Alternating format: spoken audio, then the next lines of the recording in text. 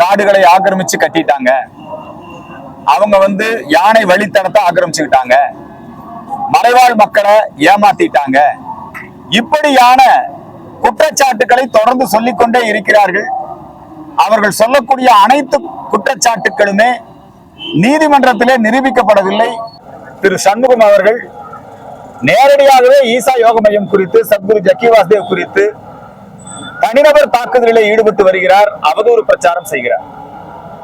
அதே போல மே 17 இயக்கம், திராவிடர் கழகம் உள்ளிட்ட அமைப்புகள் இந்த ஈசா யோக மையத்தின் மீது தாக்குதல் நடத்தி, ஏன்னா லட்சக்கணக்கில் சிவபக்தர்கள் ஒன்று கூடுகிறார்கள், அது அவங்களால பொறுக்க முடியல. திராவிடர் கழகத்துக்காரன் அங்க இருக்கக்கூடிய காருண்யா கிறிஸ்தவ நிறுவனம், மோசடி மதமாற்ற நிறுவனம், அவர்களிடம் காசு வாங்கி கொண்டு திட்டமிட்டு ஈசா யோக மையத்திற்கு எதிராக இன்னைக்கு நடக்கக்கூடிய சிவராத்திரி விழாவிலே குழப்பத்தை ஏற்படுத்துவதற்கு மிகப்பெரிய முயற்சியை மேற்கொண்டு வருகிறார்கள். மாண்புமிகு தமிழக முதலமைச்சர் மு க ஸ்டாலின் அவர்கள் இன்றைக்கு அகில உலக வள்ளலார் பக்தர்கள் மாநாட்டிலே பங்கெடுத்துக் கொண்டு அந்த மாநாட்டிலே 7 அறிவிப்புகளை வெளியிட்டிருக்கிறார். அதோடு கூட வள்ளலார் குறித்து மிக தவறான ஒரு பொய்யான செய்தியை பரப்புகிறார் முதலமைச்சர் ஸ்டாலின் அவர்கள். என்னன்னா, ஈவேரா அவர்கள் திராவிடர் கழகத்தினுடைய தலைவர், கடவுள் மறுப்பாளர், வள்ளலார் எதிர்ப்பாளர், அவர் தான் 1940 வள்ளலாருடைய திருமுறைகளை பதிப்பித்தார் என்கின்ற ஒரு பொய்யான தகவலை இன்றைக்கு தமிழக முதலமைச்சர் மு க ஸ்டாலின் அவர்கள் அதை பதிவு செய்திருக்கிறார். வள்ளலார் கொள்கைக்கும் திராவிட மாடலுக்கு என்ன சம்பந்தம்? வள்ளலார் சன்மார்க்க சங்கத்தை நிறுவியவர், வள்ளலார் ஆன்மீகவாதி, வள்ளலார் நாத்திகம் பேசுபவர்களை சாடுகிறார்.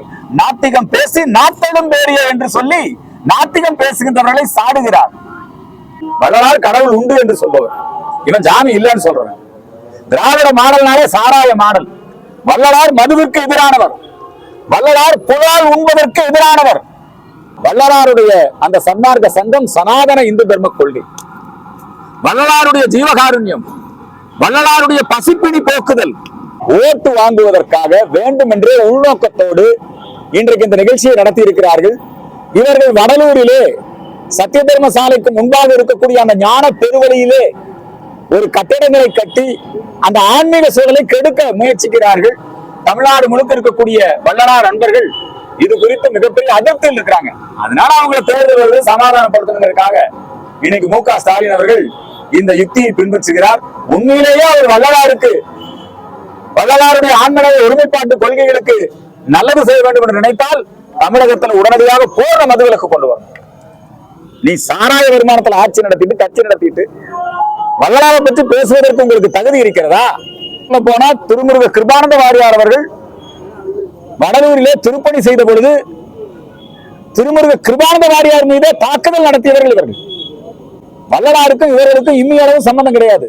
உண்மையிலேயே வள்ளலார் கொள்கைகளிலே ஆட்சி நடத்த வேண்டும் என்று சொன்னால் பசுவதை தரத்தை கொண்டு வரணும். வள்ளலார் புலால் உண்ணுதலை தடை செய்திருக்கிறார். வள்ளலார் எல்லாத்துக்கும் சாப்பாடு போடணுங்கிறார். வள்ளலார் மது கூடாதுங்கிறார். அந்த கொள்கைகளை அமல்படுத்துங்க. அதை விட்டுட்டு வள்ளலார் பக்தர்களுடைய மனம் புண்படும்படியாக வள்ளலாராயும் ஈவேராவையும், ராமலிங்க அடிகளையும் ஈவேராவையும் ஒன்றுபடுத்தி பேசுவது என்பது, அதுக்கு குன்றக்குடி அடிகளார் வேற சாட்சி கூப்பிடுறாரு.